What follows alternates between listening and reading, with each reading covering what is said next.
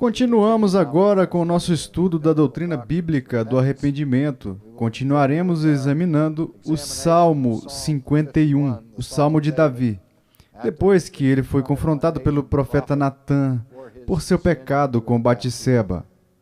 Em nossa última aula, examinamos os 3 primeiros versículos e terminamos com uma alusão ao versículo 3, pois eu conheço as minhas transgressões e o meu pecado está sempre diante de mim. Agora passamos para o versículo 4.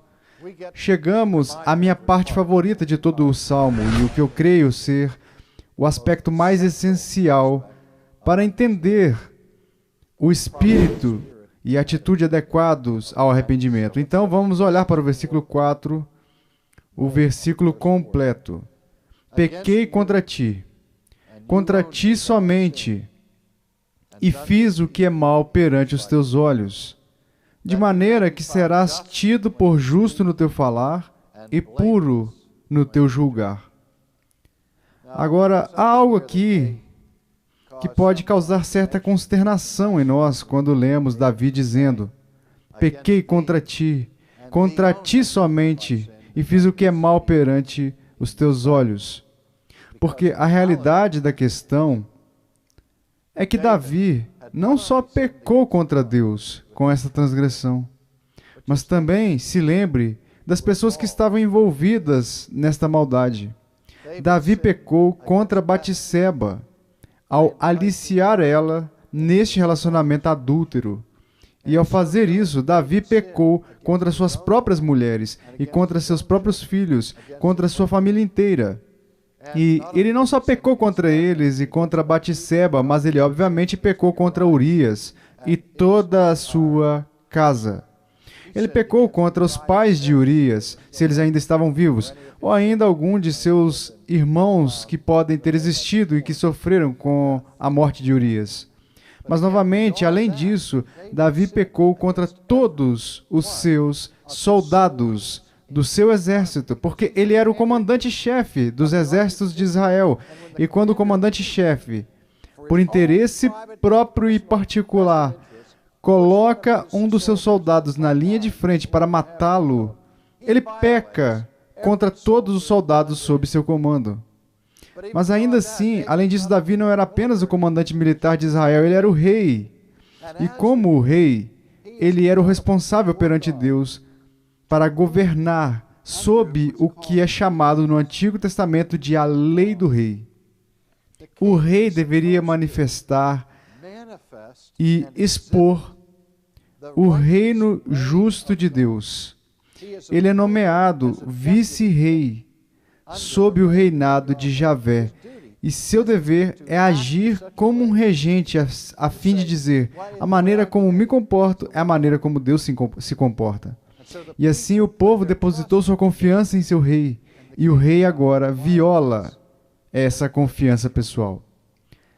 Lembre-se, o rei Davi não foi o principal líder da América contemporânea.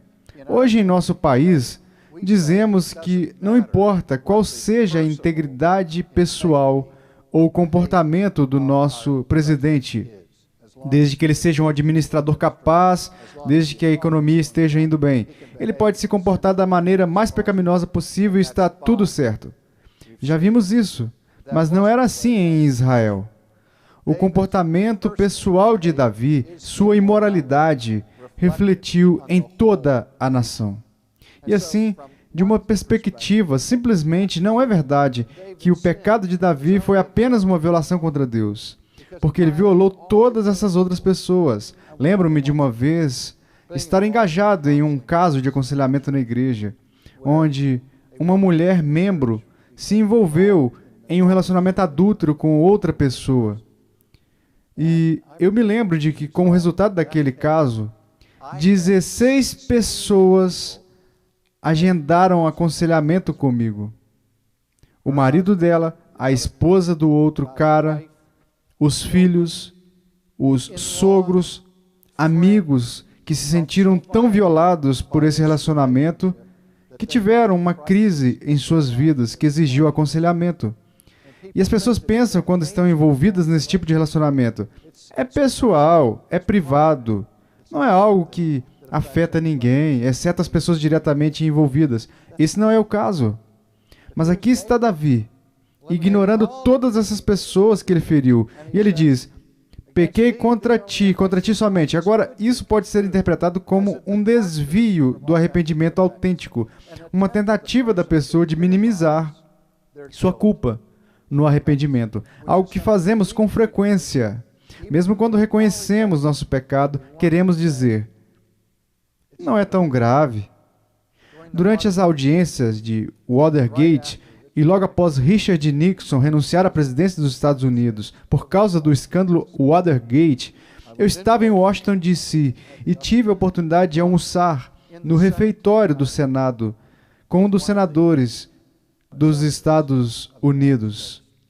E eu me lembro de quando estávamos saindo do almoço, no elevador, ele olhar para mim e dizer: sabe, se o presidente Nixon tivesse dito ao povo da América: eu violei sua confiança, eu não disse a verdade, por favor, me perdoe.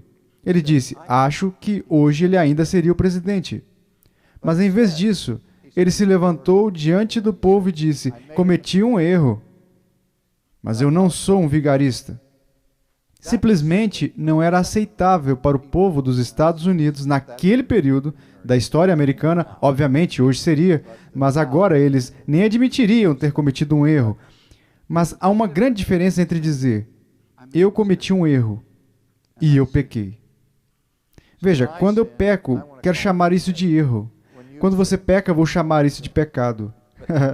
Mas tendemos a minimizar a gravidade da nossa própria culpa. E poderíamos ler essa parte do Salmo como o que Davi está fazendo aqui. Pequei contra ti somente, Deus. Não. Lembre-se, este Salmo não foi simplesmente escrito por Davi na carne, mas foi escrito sob a inspiração do Espírito Santo. Este é o arrependimento autêntico, não o falso arrependimento. Então, o que Davi está dizendo? O que Davi está entendendo é, mesmo, ele claramente entendeu que o pecado envolve a violação das pessoas no nível horizontal. Mas ele entendeu o princípio bíblico de que onde não há lei, não pode haver transgressão, porque a própria definição de pecado é uma transgressão da lei de Deus. Portanto, em última análise, o pecado não é pecado, a menos que seja contra Deus, a menos que transgrida sua lei. Então, em última análise, mesmo que eu os prejudique de uma forma aparentemente insignificante nesse nível horizontal, estou agora ofendendo a Deus no plano vertical da vida. E Davi está dizendo: Deus, eu percebo que, em última análise, eu realmente não pequei apenas contra Batseba, não apenas contra Urias, não apenas aqui nesta arena humana de relacionamentos humanos, mas onde eu sou mais culpado é em pecar contra ti. E assim, quando ele diz, pequei contra ti somente, ele está falando hiperbolicamente. Ele está afirmando que reconhece que sua maldade e sua culpa irão para o mais alto tribunal, para o Supremo Tribunal de Deus. Porque neste relacionamento humano quebrado, ele ofendeu a santidade de Deus. E é aí que ele coloca sua ênfase neste ato de arrependimento. Agora, eu disse que esse trecho é o meu favorito. É na segunda parte do versículo 4 que encontro o que chamo de essência do verdadeiro arrependimento. De maneira que serás tido por justo no teu falar e puro no teu julgar. E isso é um pouco estranho em sua expressão aqui. E eu vi outras traduções traduzi-lo de maneiras diferentes e todas parecem estranhas. Este é o texto que Paulo cita em Romanos, quando fala sobre a obra misericordiosa de Deus em efetuar a nossa justificação, onde Paulo se emociona quando diz que no drama da cruz e no drama da nossa redenção, Deus permanece justo e justificador. Que em nossa redenção, em nossa salvação, Deus nunca, nunca, nunca compromete sua justiça. Você sabe que dizemos a nós mesmos, devemos ter resiliência e paciência com os pecados de outras pessoas, porque somos pecadores. E somos chamados a perdoar os outros como esperamos que eles nos perdoem. E entendemos que errar é humano, perdoar é divino. E muitas vezes diremos, quem estiver sem pecado, que atire a primeira pedra. Ora, isso é uma alusão, obviamente, à história de João, onde os fariseus pegam aquela mulher em adultério e a arrastam diante de Jesus em vergonha pública. E tentam pegar Jesus para que ele tome uma decisão entre a lei romana e a lei mosaica e assim por diante. Então Jesus lhes diz, ele escreve no chão e diz, aquele que estiver sem pecado, atire a primeira pedra. E todos eles largam suas pedras e vão embora. Mas frequentemente negligenciamos o ponto de que havia alguém naquela multidão que, sob esses termos, tinha o direito de atirar a pedra. Porque havia alguém naquela multidão que estava sem pecado, e era o próprio Cristo. E quando todos os homens se afastaram, Jesus disse à mulher, onde estão aqueles teus acusadores? E ela olha em volta e vê que todos eles sumiram e ela diz, ninguém, Senhor. E Jesus disse, nem eu tampouco te condeno, vai e não peques mais. Mas precisamos lembrar que Jesus tinha todo o direito de condenar aquela mulher. Ela havia violado a lei de Deus. E ele não tinha pecado. E ele escolhe, em vez de exercer justiça contra ela, conceder-lhe misericórdia. Mas quando Deus faz isso, ele não negocia sua justiça. O que Paulo nos diz em Romanos é que a base do nosso perdão repousa na obra de Cristo, onde Deus exige duas coisas de Jesus. Ele exige, de um lado, que Jesus pague a pena devida aos nossos pecados. Na cruz, temos o exemplo mais vívido da justiça de Deus em toda a história, onde ele realmente desencadeia a plenitude de sua ira contra Cristo, uma vez que Cristo voluntariamente tomou sobre si, por imputação, nosso pecado. Deus pune esse pecado.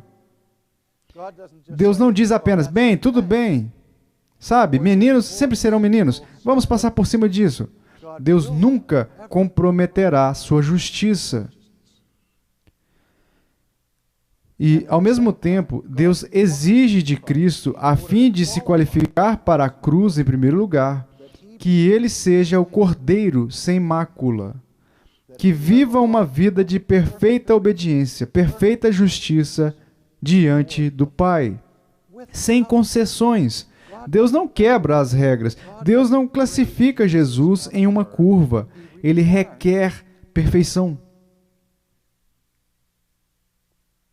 para que sua lei e sua justiça sejam mantidas.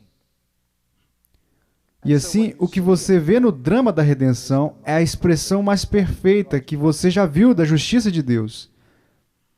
E ao mesmo tempo, quando sua justiça é cumprida por nós, por outra pessoa, é a demonstração mais vívida que poderíamos ter de sua misericórdia. Assim, na cruz e em nossa justificação, vemos tanto a justiça quanto a misericórdia sendo exibidas. E quando Paulo volta ao Antigo Testamento enquanto explica tudo isso na carta aos Romanos, ele volta ao versículo 4 do Salmo 51 e lembra ao povo que Davi diz aqui, de maneira que serás tido por justo no teu falar e puro no teu julgar. O que ele realmente está dizendo aqui? O que ele está dizendo é, Deus, estou rogando por misericórdia, estou apelando para a sua reset, sua bondade amorosa, seu amor constante e a multidão de suas ternas misericórdias. Não estou pedindo justiça, mas graça. Porque eu sei que se o Senhor aplicasse a mim a regra estrita de sua justiça, eu pereceria. Aqui é onde, colocando-se à mercê do tribunal, em um sentido muito real, Davi fecha a boca. Novamente, a metáfora básica que encontramos no Novo Testamento para o juízo final é que, quando Deus lê a acusação dos pecados das pessoas para elas, não há clamor, não há protesto, ninguém fica no tribunal de Deus e clama, isso não é justo.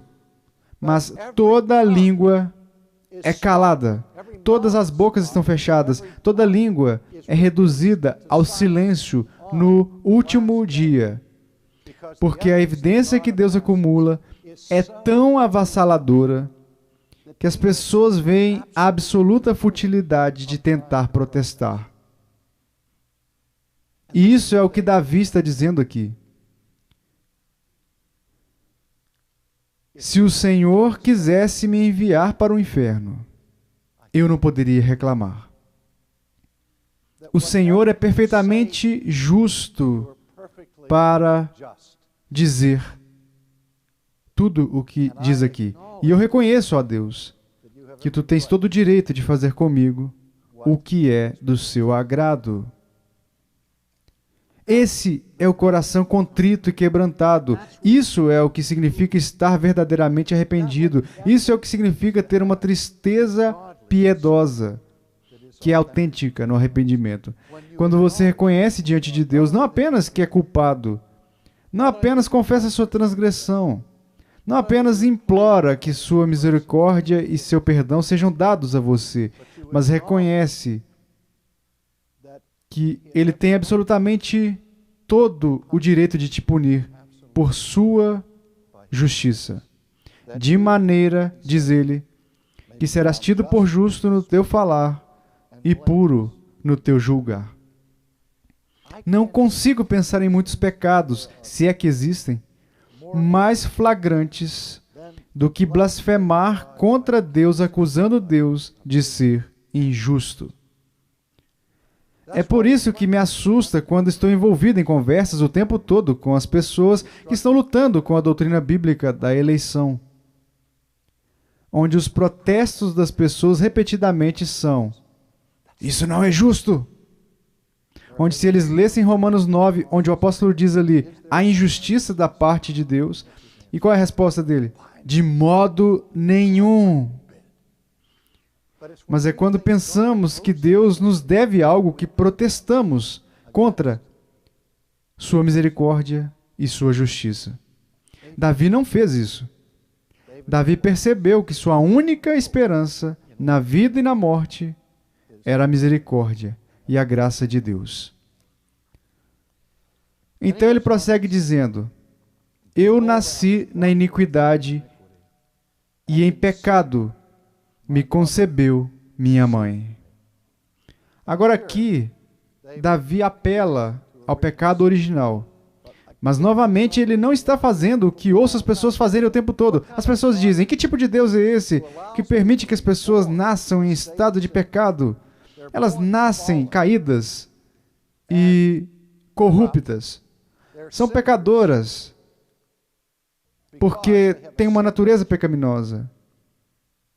E estão fazendo o que surge naturalmente, porque Deus nos imputou a culpa de Adão. Eu não estava lá no jardim e protesto. Como Deus pode me responsabilizar por pecar quando nasci com uma natureza pecaminosa?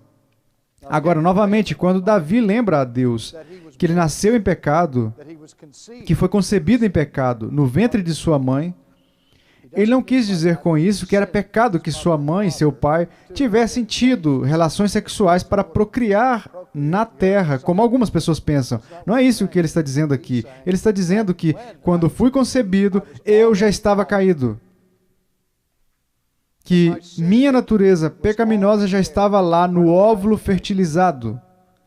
O pecado não é algo que aconteceu comigo quando eu tinha 6 anos ou 5 meses depois de nascer. Eu fui concebido naquele estado. E quando nasci, eu estava DOA. Eu estava espiritualmente morto ao nascer. Eu vim a este mundo como uma pessoa corrupta. Agora ele não diz, então é sua culpa que eu tenha pecado. Ele não está apelando para o pecado original aqui, para minimizar sua culpa.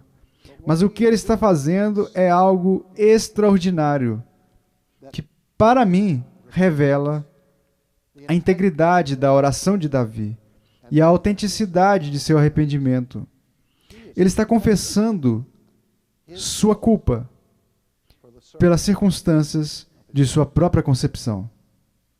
Ele está dizendo, Deus é perfeitamente justo de sua parte me conceber em pecado e nascer em pecado, porque sei que caí em Adão. E os filhos de Adão nunca podem passar a responsabilidade de dizer, é apenas por causa de Adão ou por causa de Deus que sou um pecador. Não. Se Adão me representou perfeitamente naquele tempo de graça, no jardim do Éden, por indicação de Deus, então nunca fomos julgados de maneira mais perfeita e justa do que quando fomos julgados em Adão. E assim, não posso me esquivar desta bala apelando para, ora, eu tenho uma natureza caída e não é minha culpa que eu tenha uma natureza caída. Porque o mistério do pecado original, como Paulo desenvolve em Romanos 5, no Novo Testamento, é que Deus nos considera culpados e responsáveis pelo que o nosso representante perfeito fez em nosso favor no jardim do Éden. Então, veja o que Davi está fazendo aqui. Ele está confessando sua responsabilidade, não apenas pelo pecado real, mas também por seu pecado original, ou sua condição caída, da qual o pecado real surgiu. E assim, ele está dizendo a Deus, perdoe-me não apenas pelos meus pecados, mas perdoe-me por ser um pecador. Não somos pecadores porque pecamos, mas pecamos porque somos pecadores. E precisamos confessar a nossa culpa, não apenas por nossas ações, mas por aquela natureza pecaminosa que todos nós temos, da qual os nossos pecados fluem. O fruto está corrompido porque a árvore está corrompida. E precisamos nos arrepender, não apenas por dar frutos corrompidos, mas por sermos árvores corruptas.